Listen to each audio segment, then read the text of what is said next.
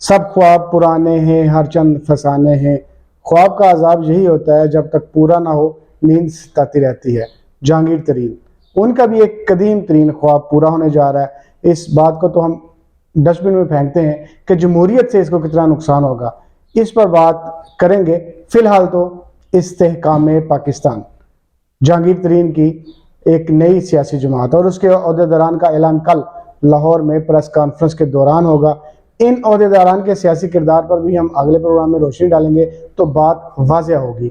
اب پہلے تھوڑی سی روشنی ڈالیں گے جہانگیر ترین کے سیاسی کیریئر پر اور دوبارہ استحکام پاکستان جو خواب دیکھا تھا جہانگیر ترین نے 2008 میں، وہ پورا ہونے جا رہا ہے۔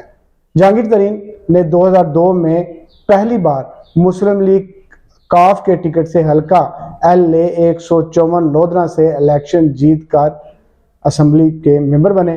اگست 2004 الیکشن جیتنے کے 2 سال بعد اس کابینہ کے ممبر بنے اور انہیں قلمدان ملا صنعت و پیداوار کا۔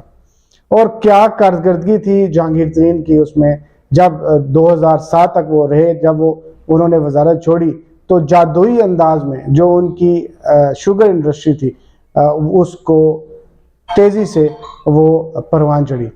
اب 2002 کا الیکشن آ جاتا ہے۔ 2002 میں جہانگیر ترین نے مسلم لیگ فے کے ٹکٹ سے الیکشن لڑا اور وہ کامیاب ہو کر اسمبلی میں پہنچ گئے۔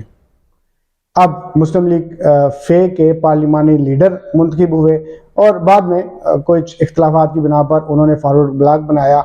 اس وقت بھی جہانگیر ترین ایک سیاسی جماعت بنانا چاہتے تھے جس میں بدعنوانی کے الزامات سے پاک سیاسی جماعت ہو، ایسا انہوں نے عزم کا ارادہ کیا تھا، لیکن وہ کامیاب نہ ہو سکے۔ یہ جہانگیر ترین کی نئی سیاسی جماعت بنانے کی پہلی باضابطہ طور پر کوشش تھی۔ اس سے پیچھے جو تاریخ دان ہیں وہ خاموش ہیں۔ جہانگیر ترین 2011 میں تحریک انصاف میں شامل ہوئے اور 2013 میں جہانگیر ترین کو تحریک انصاف کا سیکرٹری جنرل بنا دیا گیا۔ یہ 2013 وہی سال ہے جس سال پاکستان میں جنرل الیکشن ہوئے اور 2013 کے جنرل الیکشن میں جہانگیر ترین لودھنا سے مسلم لیگ نون کے اقبال شاہ کے مقابلے میں الیکشن ہار گئے۔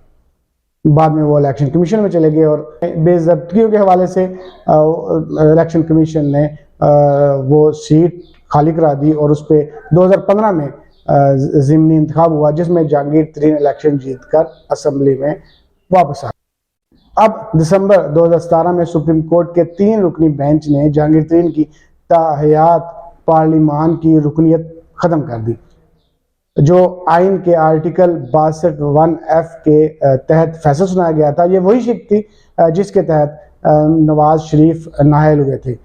جہانگیر ترین پر برطانیہ میں آف شور کمپنی اور ٹرسٹ کے انصاف کے رہنما ریاست مملکت پاکستان کے صدر عارف علوی کے دستخطوں کے بعد court review of judgment and order act 2023 منظور کر لیا گیا ہے، جس کے تحت جہانگیر ترین اور نواز شریف دونوں اپنی نااہلی کے خلاف درخواستیں جمع کروا سکتے ہیں۔ اس سے پہلے 27 ستمبر 2018 کو جہانگیر ترین کی درخواست کو مسترد کرتے ہوئے تاحیات نااہلی کے فیصلے کو برقرار رکھا گیا تھا، تو آج بھی بحال ہے۔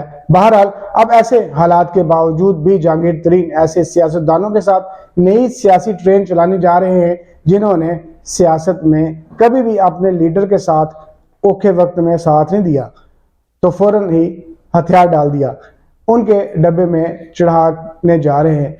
جو خیر غلطیاں بھی انسان سے ہوتی ہیں۔ اب استحکام پاکستان جس کے پیٹرن ان چیف جہانگیر ترین ہوں گے، جو عدالتی فیصلے کے بعد نااہل ہیں اور ان کی نااہلی ختم ہو جاتی ہے تو وہ پارٹی کے چیئرمین ہوں گے۔ صدارت کے طور پر متوقع عبدالعلیم خان کے نام آ رہے ہیں۔ اب البتہ کل لاہور میں اہم پریس کانفرنس ہو رہی ہے جس میں باقی کہانی کھل کر سامنے آئے گی۔